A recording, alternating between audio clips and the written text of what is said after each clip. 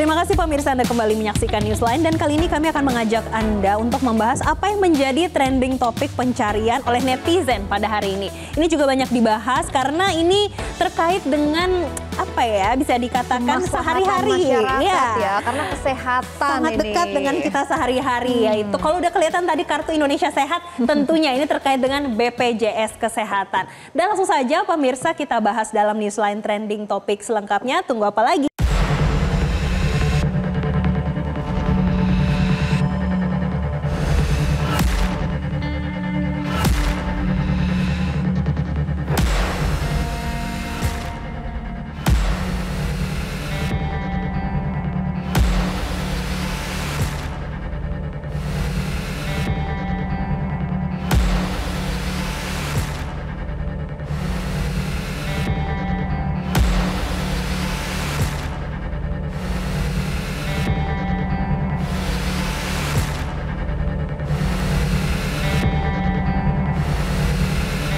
Nah, terkait dengan BPJS Kesehatan, pemirsa, pencariannya pada hari ini hingga 7.000 pencarian. Jadi, kenapa ini dibahas? Karena dalam rapat kerja bersama dengan Komisi 9 DPR RI, Menteri Kesehatan Budi Gunadi Sadikin mengungkapkan nih, kalau kondisi keuangan BPJS Kesehatan selalu positif saat pemerintah menaikkan iuran.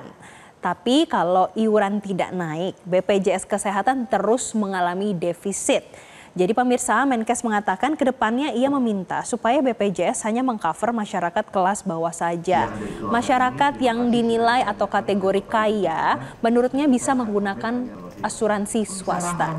Dan karena berdasarkan data Kementerian Kesehatan, BPJS Kesehatan hanya mencatatkan kondisi keuangan positif saat itu di tahun 2016, 2019 hingga 2022. Sementara pemirsa hingga saat ini terus mengalami defisit nih, Gemma.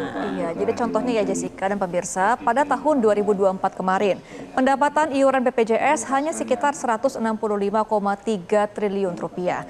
Sementara beban yang ditanggung oleh JKN sebesar 175,1 triliun rupiah.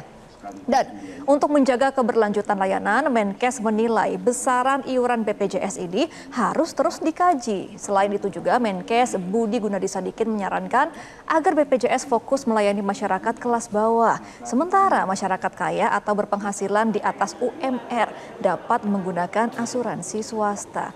Waduh, yang kelas-kelas menengah agak terancam nggak bisa pakai BPJS lagi nih, Jessica. Nah, tapi pemirsa, pemerintah juga menyiapkan nih penerapan kelas rawat inap standar atau KRIS agar pelayanan juga lebih efisien dan juga merata. Dan langsung saja kita simak sama-sama pernyataan dari Menkes soal BPJS Kesehatan. Nah, di yang baru nanti rencananya kita akan lakukan kelas rawat inap standar. Ini maksudnya apa?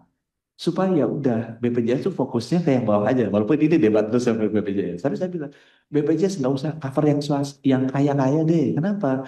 Karena yang kaya kelas 1 itu biarin diambil swasta. Itu sebabnya tadi pagi kita tanda tangan sama OJK untuk combine benefit, udah di-approve juga oleh Komisi 11 POJK mengenai kombinasi swasta dan BPJS. Karena selama ini kan nggak bisa nyambung tuh coordination benefitnya.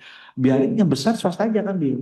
Supaya BPJS bisa sustain, diambil yang level bawah, semuanya di cover sama. 280 juta rakyat Indonesia, dia kaya miskin, harusnya di cover. Kalau ada apa-apa seperti itu. Oke, sudah ada aturan yang diteken dengan OJK juga terkait dengan peraturan asuransi. Tapi kita lihat ke depannya akan seperti apa. Tentunya ini masih akan digodok dan didiskusikan ya. Nah, pemirsa, selain itu Kementerian Kesehatan ini juga akan mengubah sistem rujukan pelayanan kesehatan menjadi berbasis kompetensi fasilitas kesehatan.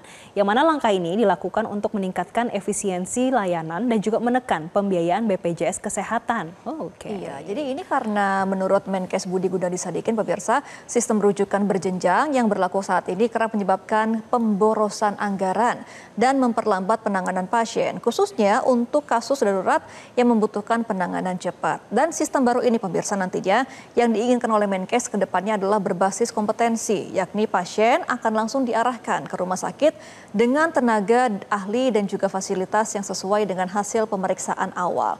Nah, kita akan kembali dengarkan bagaimana penjelasan dari Menkes terkait dengan pembagian kelas untuk rumah sakit. Kita akan berubah rujukannya berbasis kompetensi supaya menghemat BPJS juga. Sekarang kalau orang misalnya sakit kena serangan jantung harus dibedah jantung terbuka. Dia dari puskesmas masuk dulu rumah sakit tipe C. Tipe C rujuk lagi tipe B. Karena nanti itu tipe B tujuannya tipe A. Padahal yang bisa lakukannya udah jelas tipe A. Tipe C, tipe B nggak mungkin bisa tangani. Harusnya dengan demikian, BPJS nggak usah keluar uang 3 kali. Dia keluarnya sekali aja, Pak, langsung dinaikin ke yang paling atas. Dari BPJS itu biaya yang lebih murah, dari masyarakat juga lebih senang dia. Nggak usah dia rujuknya 3 kali lipat, guru wafat nanti dia kan. Lebih baik dia langsung aja dikasih ke tempat di mana dia bisa dilayani sesuai dengan anamnesa. Dari berjenjang akan dirubah nanti sesuai dengan kompetensi dari rumah sakit itu. Itu yang nanti akan digodok lagi karena ini masih dalam pembahasan dengan DPR RI kan. Betul. Nah, tapi pemirsa Kementerian Kesehatan menyampaikan juga masih ada sejumlah kendala nih dalam pelayanan kesehatan nasional.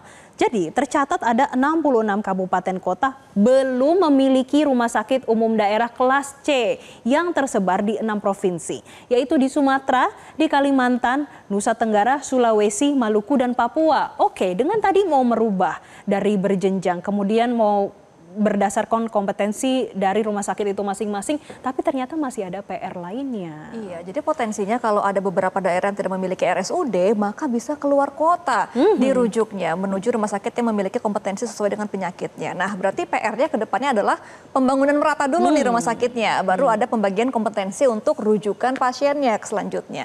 Nah, pemirsa, keterbatasan sarana dan juga prasarana ini di daerah menjadi tantangan dalam upaya pemerataan akses pelayanan kesehatan. Nah, kemudian anggota Komisi 9 DPR RI dari fraksi PDI Perjuangan, Edi Wuryanto, menilai masih ada sejumlah hal yang perlu diperbaiki dalam pelaksanaan program JKN, khususnya terkait dengan kualitas dan jumlah sumber daya manusia kesehatan yang masih terbatas, terutama di daerah-daerah pelosok. Ini juga jadi PR, Jessica, karena memang dokter spesialis ini nggak merata di semua daerah ada.